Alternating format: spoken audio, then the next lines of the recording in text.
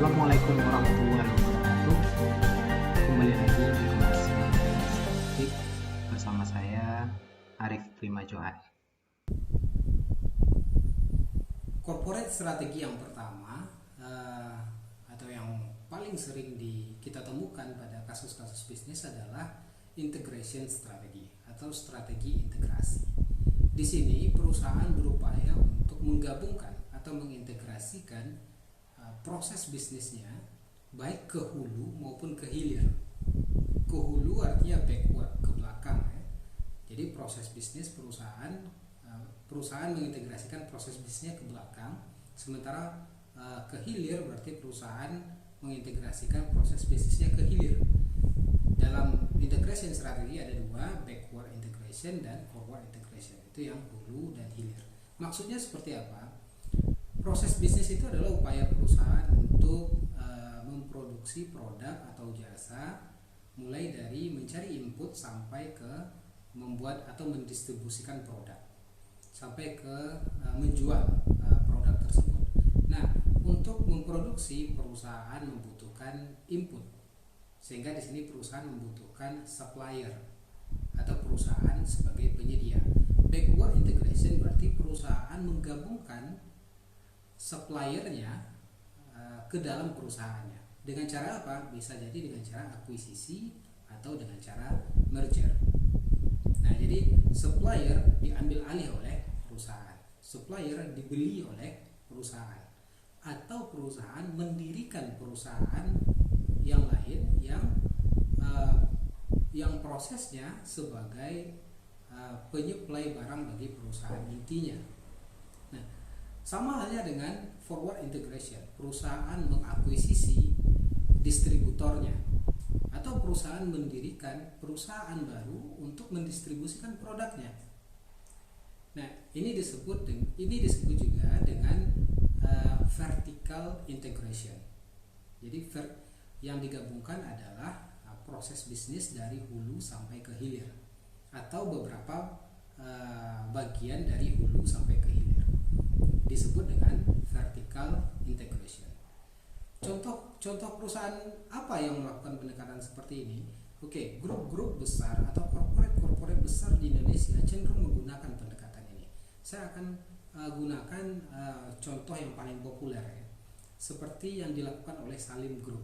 Anda tahu Salim Group, ada puluhan perusahaan yang berada di bawah Salim Group, dan saya akan ambil contoh Indofood. Jadi PT Indofood Sukses Makmur. Mungkin kita memahami bahwa Indofood adalah perusahaan yang memproduksi bahan makanan. Yang paling terkenal itu Indomie ya. Ada Indomie di sana. Nah, untuk membuat Indomie, perusahaan memerlukan tepung sebagai inputnya. Integrasi dilakukan oleh PT Indofood atau Salim Group adalah dengan cara mengintegrasikan suppliernya, yaitu PT Bogasari. Bogasari itu juga punyanya Salim Group yang memproduksi tepung. Nah, sehingga dengan ini Salim Group sudah menggabungkan antara perusahaan produksinya dengan suppliernya, sehingga kalau membutuhkan bahan dasar untuk memproduksi Indomie tadi, sudah ada perusahaan Bogasari yang mereka miliki sendiri sebagai supplier, sehingga mereka lebih secure. Nah,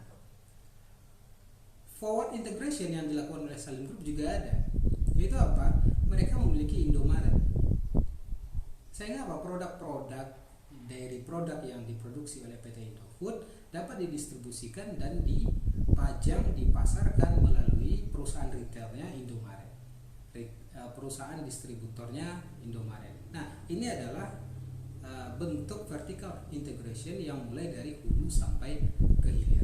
Coba dibayangkan betapa besar efisiensi yang dihasilkan oleh perusahaan ketika melakukan pendekatan seperti ini.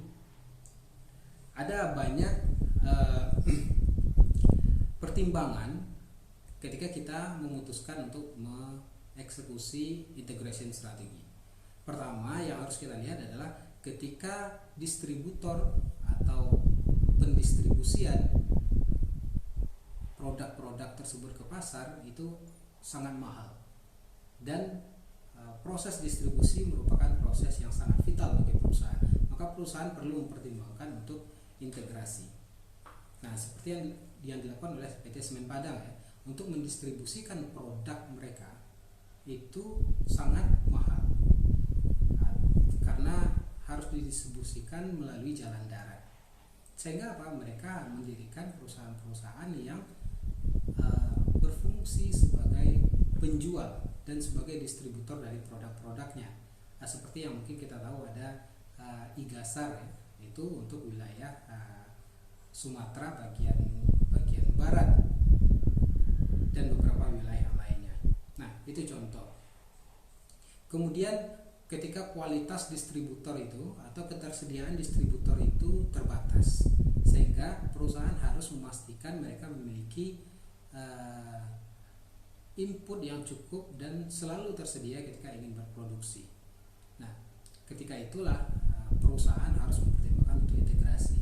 Selanjutnya, ketika bisnis hulu dan bisnis hilirnya perusahaan ternyata juga memiliki peluang yang besar dan memungkinkan perusahaan untuk tumbuh di sana, maka perusahaan juga harus mempertimbangkan integrasi vertikal. Nah, integrasi selanjutnya yaitu integrasi horizontal. Jadi kategorinya dua ya, ada vertikal dan ada horizontal. Di dalam vertikal ada backward integration, ada forward integration. Nah, sekarang kita bahas integrasi secara horizontal. Integrasi secara horizontal yaitu upaya perusahaan untuk memperluas pangsa pasarnya dengan cara menggabungkan dirinya dengan perusahaan pesaing. Jadi perusahaannya sejenis. Nah, untuk memudahkan saya ambil contoh perusahaan Excel Axiata, provider telekomunikasi, mengakuisisi Axis. Nah, ini perusahaannya sama, bergerak pada industri yang sama. Nah, XL berupaya untuk memperbesar cangkupan atau coverage pasarnya dengan mengakuisisi perusahaan sejenis yaitu Axis. Nah, sekarang pasarnya Axis menjadi miliknya juga menjadi miliknya XL. Nah, seperti itu kira-kira forward integration dan backward vertical integration dan horizontal integration.